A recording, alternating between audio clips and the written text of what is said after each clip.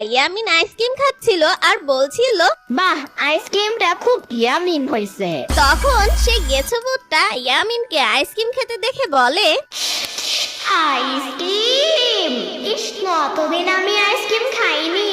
ইস, এই গেছবুটটা আমার আইসক্রিমে লোভ দিচ্ছে। ও তো খুব সোজা, ও আমার আইসক্রিম দেখে খেতে যাচ্ছে। আমার পেটে অসুখ হবে। এই গেছবুট, তুমি একটু অন্যদিকে গিয়ে বসো না, আমি আইসক্রিমটা খাই। ইয়ামিন, আমাকে একটু আইসক্রিম দাও না।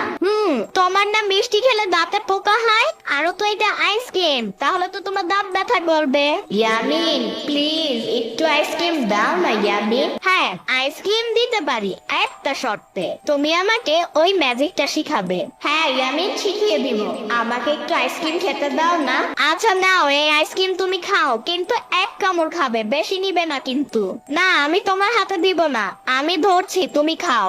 এ কি হলো, এক কামড়ে সব আইসক্রিম খেয়ে ফেললা? তোমার মুখ কত বড়, একটা আইসক্রিম পুরো খেয়ে ফেললা। এখন কি খাবো আমি? আমি অনেক মজা করে আইসক্রিমটা খাচ্ছিলাম, আমার আইসক্রিমটা ও পুরো খেয়ে নিল। ওইদিকে শ্রাবণী আইসক্রিম খাচ্ছিল সোফায় বসে। ইয়ামিন তখন শ্রাবণীর কাছে গিয়ে বলে, সাম্বা, ওই সাম্বা, আমারে একটু আইসক্রিম খাইতে দিবা? আমি বেশি খাবো না, এক কামড়ই খাবো।